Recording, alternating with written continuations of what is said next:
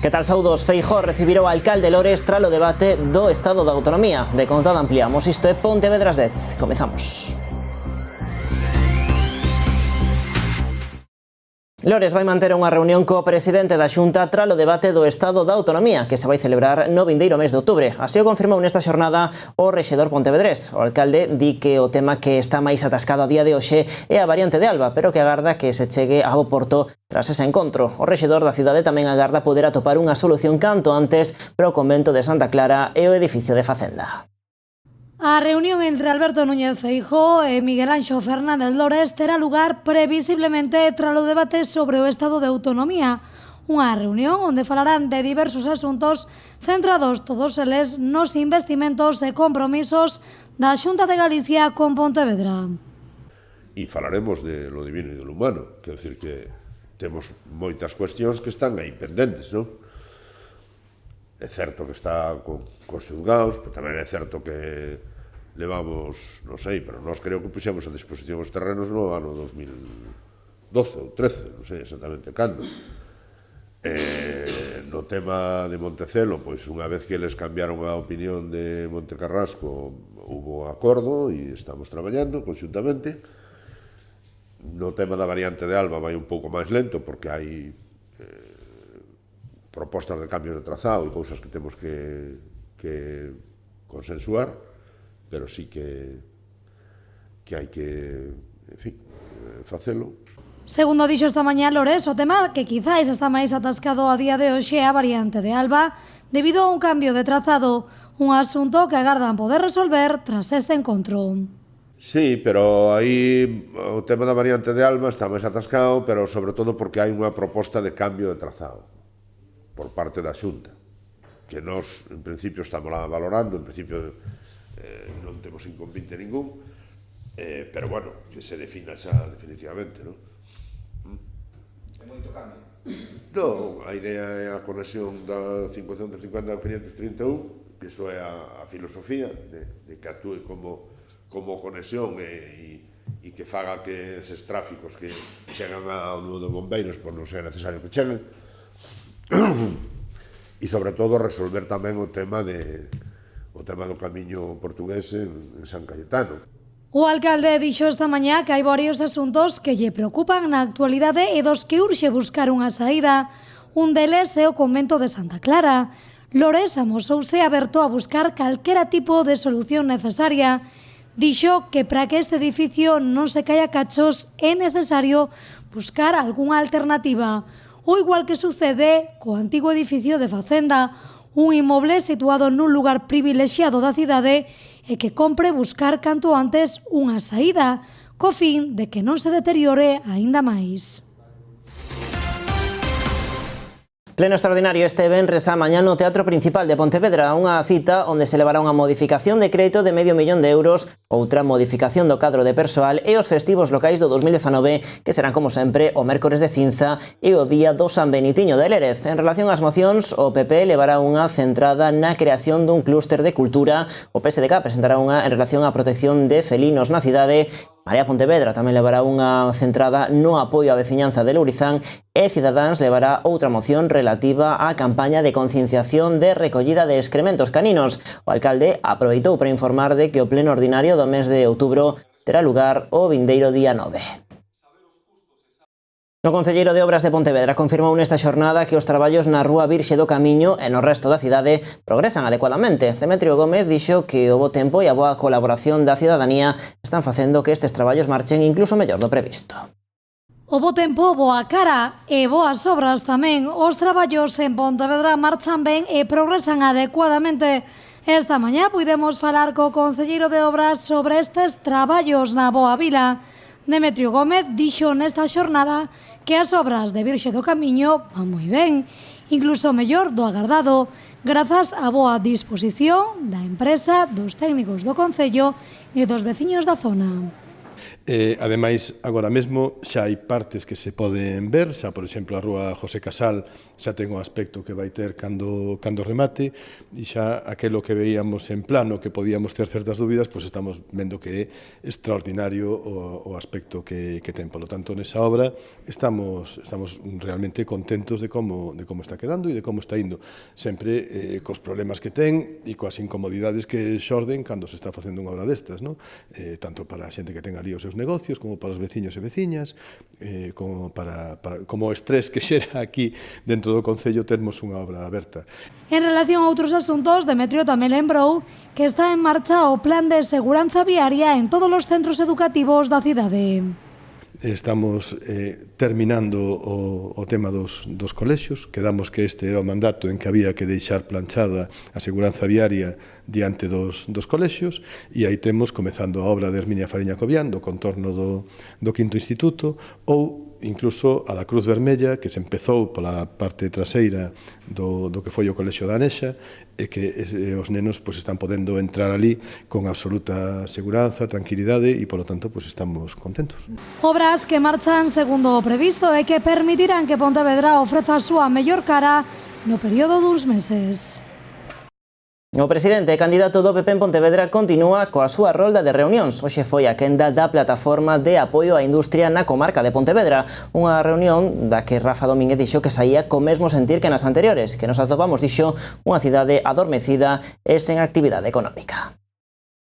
La Pontevedra es una ciudad dormida, han utilizado esa expresión, es una ciudad en la que la actividad económica no es importante, que cada vez va menos y que se ha convertido en una ciudad hostil para las empresas. Bueno, pues eso es lo que nosotros estamos recibiendo de todas las asociaciones económicas con las que hemos hablado. Estamos llegando a la conclusión de que Pontevedra no tiene una suficiente actividad económica. El modelo de ciudad está muy bien, pero necesitamos un proyecto de ciudad, un proyecto en el que las empresas sean bienvenidas y las empresas que tengamos no sean excluidas y no se trate de irse fuera. El Partido Popular cree que debemos mejorar a nivel económico y a nivel empresarial la ciudad de Pontevedra porque estamos en una situación que yo califico de complicada y difícil.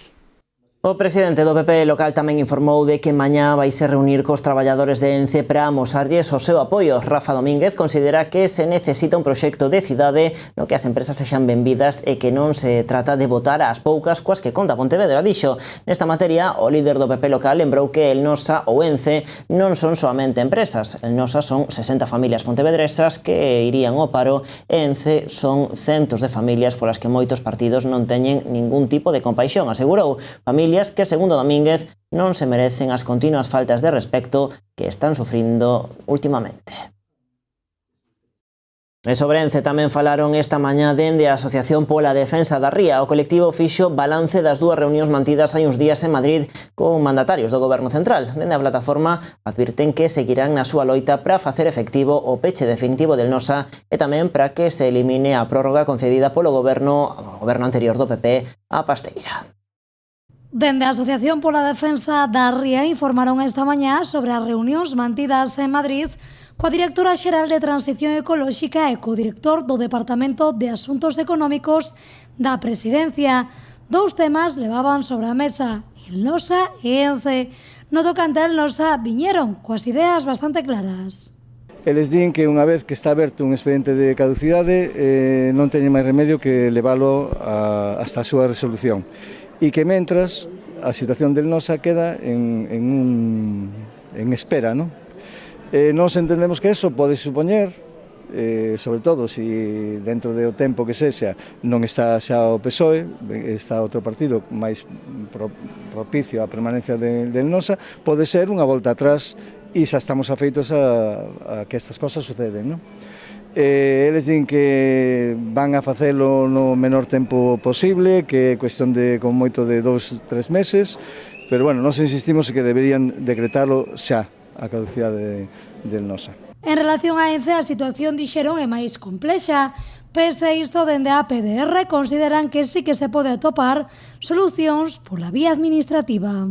O que din eles é que desde o momento en que os recursos que están presentados diante da Audiencia Nacional están xa iniciadas a súa resolución, o asunto está judicializado e que, polo tanto, pola vía administrativa podería conlevar a prevaricación por parte do Goberno e que están afeitos a que esas cosas suceden e que logo pois que é máis dificultoso volver a situación ao punto de partida. En todo caso, entenden, e despois de que lle explicáramos un pouco o contido do dossier, entenden que temos razón cando decimos que hubo irregularidades tanto na concesión da caducidade parcial, porque efectivamente entenden que hai causas de caducidade total no tema de ENCE, e entenden tamén que hubo irregularidades no tema da concesión da prórroga. En relación á mesa de negociación que poñen sobre a mesa dende as filas socialistas, dende a PDR consideran que chega tarde, mal e arrastro. Pero en calquera caso entendemos que esa mesa de negociación chega tarde, mal e arrastro. Non? Neste momento, no que ENCE, en teoría al menos, ten concedida unha prórroga de 60 anos, por que vai a ceder a presentarse nunha mesa de negociación na que se vai a decidir que se teña que trasladar?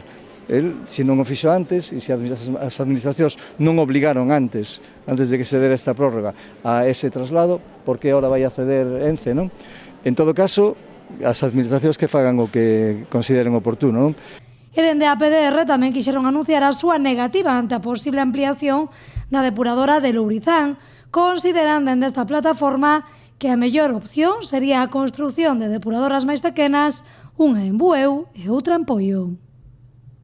O colectivo de pensionistas e xubilados da CIGA convocan unha mobilización para este xoves en toda Galicia. En Pontevedra a cita será ás 8 do serán na Praza da Peregrina. A cita servirá para seguir reivindicando unhas pensións públicas dignas e garantidas. Nos, en todo este tempo, non viramos que houvese ninguna variación, xa tamén o dábamos por seguro, por ese motivo non podemos pararnos, temos que seguir denunciando, o fixemos con uns, o facemos con estes, e o faremos con que faga falta defendendo unhas pensións. Están aquí comigo Felipe Aragunde e Victoria. Os xoves, ás 8 da tarde, esperemos xuntar bastante que a xente se movilice, pero xa para transmitir non só a nós como pensionistas, senón que aos seus fillos e as súas fillas, en conforme que é unha lucha de todos, non é unha lucha solo de momentánea, nin que porque hai uns grupos que fan, outros que non fan, non, nós desde a CIGA o temos claro, queremos unhas pensións dignas e vamos a loitar, pero non vamos a deixar isto de lado de que xa nos suben e vamos xa a parar, non, queremos unhas pensións dignas, pero vamos para poder chegar a fin de mes, todo o mundo. Segundo a CIGA, a suba que recollen os orzamentos aprobados en xullo supón un incremento de tan só 20 euros ao mes. Neste sindicato explicaron nesta xornada que o cambio de goberno no Estado freou as mobilizacións previstas, pero que pasado un tempo, dende a CIGA non contemplan ningún cambio polo que decidiron seguir na loita, din. Entre outras reivindicacións, a CIGA reclamará na rúa a supresión do factor de sustentabilidade, a fixación por lei da pensión mínima e a revalorización anual como mínimo co IPC. Tamén demandan a xubilación ordinaria aos 65 anos e voluntaria a partir de ter cotizados 35 anos.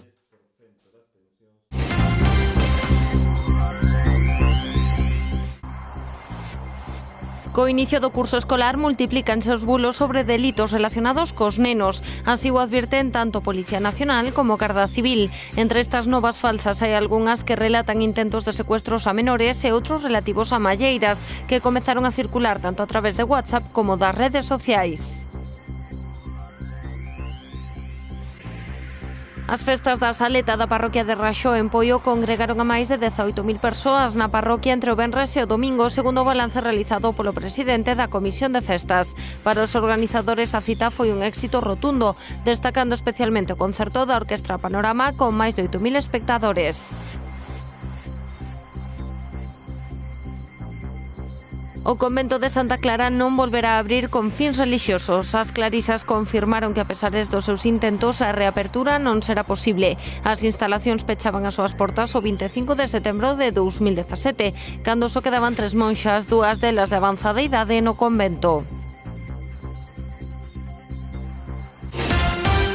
Así rematamos este Pontevedras desde hoxe. Mañá contaralles as noticias a miña compañeira Marta Landeira. Pasen boa noite. Adeus.